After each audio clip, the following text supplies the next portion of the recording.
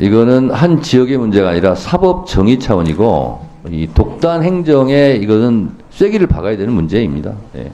이게 중랑구에도 이런 문제가 될 수도 있고요. 어느 구나 다 문제가 될 수 있는데, 주민 혐오시설, 기피시설은 더더욱 주민들과 상의를 해야 됩니다. 이렇게 불법적으로 진행하면 더더욱 안 됩니다. 주 질의를 마쳤습니다. 다음은 보충 질의 순서입니다. 질의 시간은 5+1분을 하겠습니다. 곽규택,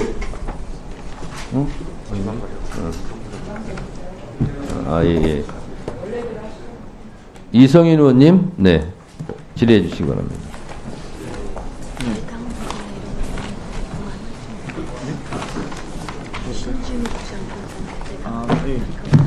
저는 이태원 장관이 잘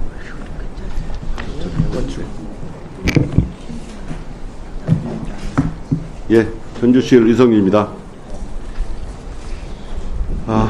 저는 윤석열 검찰 정권이 비판하고자 합니다. 과거에 군사정권은 총과 탱크로 정권을 잡았다면 윤석열 정권은 윤석열 사단을 중심으로 해서 공정과 상식, 할 곳을 내세우고 또 피의사실 공표, 법과 원칙이라는 미명하에 압수수색, 이렇게 여론조작, 이렇게 해서 지금 국민들을 겁박하고 있습니다. 이런 윤석열 검찰 정권 하에서 검찰이 무도한 수사에 대해서 법원이 제대로 가지고 있는 권한으로 통제를 했으면 국민들이 이렇게 비판하지는 않을 겁니다. 근데 국민들은 법원도 과연 제대로 된 권한을 행사하느냐, 그런 의문을 갖고 있습니다. 저는 이 국정감사를 통해서 법원이 정말 제대로 검찰을 통제해 줬으면 좋겠습니다. 이재명 대표에게는 300번이 넘는 압수수색을 하고 주가적 학력 위조, 이 김건희에 대해서는 한 번도 압수수색하지 않는 검찰, 법원이 제대로 통제를 해줘야 한다고 생각합니다. 자, 서울중앙지검 원장님, 네. 혹시 재판 한번 받아본 적 있습니까? 아니요. 혹시 여기 저 원장님 중에서 재판 한번 받아본 적 있습니까? 저는 재판을 지금 받고 있습니다. 재판을 받아보면요, 재판 받는 것이 얼마나 힘들고 또 몇 년 동안 재판을 받다 보면 그 영혼을, 정신을 피폐하게 만드는지 알 수 있습니다. 특히 보면요, 기록이 두꺼운 건 정말 큰 문제가 아닐 수가 없습니다. 또 법관이 선입견을 가졌다고 생각하면 정말 절망적인 상황이 올 수가 있어요. 여러분들 정말 피고인의 입장에서 한번 생각해 주시기 바랍니다. 제가 그 중에서 하나 예를 들어보겠습니다. 이재명 수원지검에서 수원법원에 소하고 재판하고 있는 거 있지 않습니까? 그 판결문을 보겠습니다. 그 판결문을 보면 제 기록도 무려 25만 쪽으로 아파트 7층 높이고, 이 25만 쪽을 다 읽으려면 한 명이 420일 걸린다고 그래요. 8시간씩 읽으면. 그런데 10명 읽어도 42일이 걸린다고 그럽니다. 예.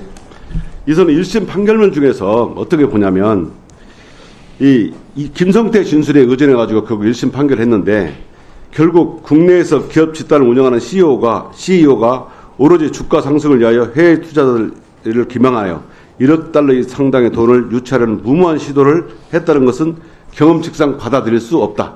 저는 이것이 참 받아들이기 어렵습니다. 이 김성태 진술이 가장 중요한데 전문 진술을 믿으면서 이분의 진술을 믿은 거예요. 이러니까 우리 아까 유상범이 말했지만 판사 탄핵기가 나오는 겁니다. 그 판사 탄핵을 자세히 살펴보면 선입견이가 나와요. 이 판사님은, 법관은 선입견을 가지고 있다. 그러기 때문에 비판하고 그런 겁니다. 정말 우리 법원에서 이게 법적으로 저는 맞는지 안 맞는지는 모르겠습니다. 그러나 시민들 적어도 10만 명 이상이 서명을 한 거예요. 그 내용에 보면 정말 법원이 객관적이 않은 선입견을 가지고 있다. 이렇게 비판하는 겁니다. 다시 한번 이 선입견이 왜 생겼는가에 다시 한번 생각을 해주시기 바랍니다. 자, 중앙지검 원장님. 네. 법관들이 이 재판할 때 가장 업무 부담을 많이 호소하는 것이 어느 부분입니까? 제가 보기에는 형사재판을 참 힘들어하시는 것 같습니다. 형사재판 중에서 가장 부담스러운 부분은 어떤 부분입니까? 아무래도 무건 형사합의부 재판부가 좀 부담스러운 것 같습니다. 예. 그 업무 부담을 가장 유발하는 원인이 1위가 법관 670명을 상대로 조사를 해보니까 사건 기록이 두꺼운 것을 꼽았습니다. 그게 무려 92%가 기록이 두꺼우니까 너무 힘들다라고 하고 있어요. 지금 이재명 대표 사건을 보면 백현동 사건은 무려 9개월째 증거를 안 내고 있고 성남 FB 사건은 증인이 무려 400명이 넘는다고 그럽니다. 그럼 기록도 그렇게 두꺼울 거 아닙니까? 그럼 법관들이 부담스러워한다는 거예요. 제가 그 재판하는 법원 판사님들하고 얘기를 해보면 무죄를 하고 싶어도 기록이 너무 두꺼워서 쓰는 공력이 무려 3배, 4배 된다고 그럽니다.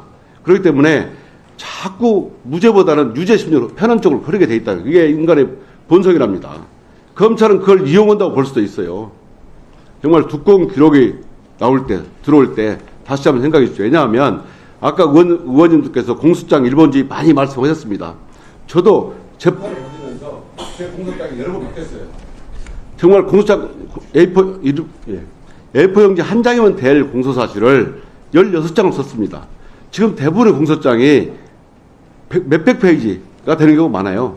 이러면 법관들이 무죄를 하는 것보다는 차라리 편한 유죄를 택할 수밖에 없습니다. 왜냐하면 너무 업무 과정이 힘들기 때문에 이런 두꺼운 기록을 증거로 제출했을 때 정말 이걸 통제할 수 있는 방법을 꼭 생각해 주십시오. 저희가 재판은 지금 보면 저도 검찰에 있을 때 여러 번 많이 지도를 했습니다만은 쓸데없는 기록을 내지 마라.